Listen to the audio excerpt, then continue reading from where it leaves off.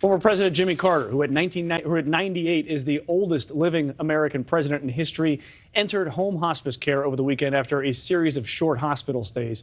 Carter, a Democrat, served one term as governor of Georgia and one term as president of the United States from 1977 to 1981. Many Americans are reflecting on his term as the 39th president, as well as his decades of service since leaving office. Habitat for Humanity comes to mind. Now, this morning we were joined by presidential historian and a personal friend of the former president. That's Dr. Larry Cook. Good morning, and thank you for joining us, Doctor. Good morning, Mitch. Thanks for having me on. I appreciate it. I asked this question sort of rhetorically earlier when Tom Dempsey was reporting, but has any former president had a higher post-presidency approval rating than Jimmy Carter? No, I don't believe so. I mean, he has such a post-presidency approval rating. It's just off the scale. You know, he has a more expansive legacy than any other president. Is he going to be remembered for his years as president then, given what you just said, or is he going to be more remembered for his time after? I mean, he won the Nobel Peace Prize in 2002 after leaving office in 1981. Yeah, you know, he's certainly going to be remembered for the things that he did as president. But as you're saying, you know, his post-presidency, of course, it's been longer than any other president in history. You know, he came out of his one-term presidency as a young president, wanted to continue to, or a young former president, I should say, and wanted to continue to help the nation and to help the world. So he started the Carter Center in 1982, and that's just you know, led to global programs that have saved and millions and millions of lives, you know, around the world, and improved the lives of millions more. So that is your presidential historian role, but you're a friend of his, and this is now a friend of yours who looks to be passing away very soon here. How are you doing, and what are some of the great memories you have with the former president? Oh, you know, we're doing great. You know, we're in Plains, Georgia right now. You know, we're amongst a lot of other friends. You know, we have so many great memories. My wife and I have been friends with President and Mrs. Carter for about 20 years now. We have so many great memories. You know, he's visited our home several times in northeastern Pennsylvania. You know, we sat at our kitchen table, you know, talking as friends. You know, he asks about how our family's doing.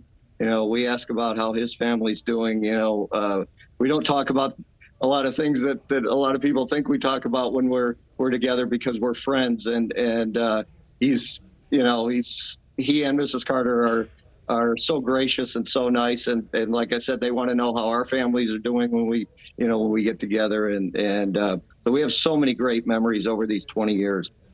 And we heard a soundbite earlier from the president's niece. She was speaking at his church, and it just struck me what an important role his faith played in his life. And I wonder if you can give us some more information on that, just how important his faith was to how he went about everything he did. Well, yeah, his faith has guided him through his entire life, and it is extremely important. You know, as you know, he taught Sunday school at Maranatha for years, and now his niece Kim Fuller has taken over that role. And you know, he's just let it be known that his faith has guided him since he was a child and up through his adult life and through the presidency and beyond. It's who he is. His faith is who he is. Plains is a tiny little town, and when he was growing up there, I read that there were 600 people there and that it was considered a boom town as they were farming there. So it's a small town. There aren't a ton of people there, but Jimmy Carter's got to be its most famous resident. What is it like in and around his house now? What's it like in Plains as this great man prepares to end his life? Well, you know, it's still a beautiful, you know, little town this weekend. Of course, there is a lot of news media set up throughout the town, but it's quiet, it's peaceful here. You know, you walk out onto the street, and you're going to see someone that you know, someone who's a friend, and we're all just reflecting on our favorite memories with President Carter, and telling stories on all the things that he's done, and telling stories about our times with him here in Plains, and I'm I'm just really, truly blessed to be here this weekend. Well, that's kind of what I want to get to. It's such a small town. Everyone knows everybody. Everybody knows Jimmy Carter. Is it just everyone you see and everyone you talk to just wants to talk about Jimmy Carter and tell a story? Well, pretty much. That's pretty much the way it is any weekend here.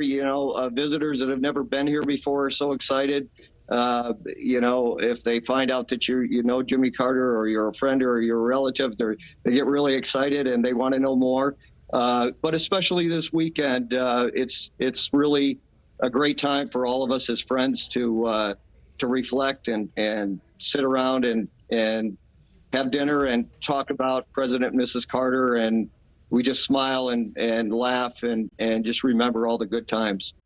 Thanks for watching. Go to newsnationnow.com to find NewsNation in your cable lineup. And don't forget to click the red subscribe button below to get more of NewsNation's fact-based, unbiased coverage.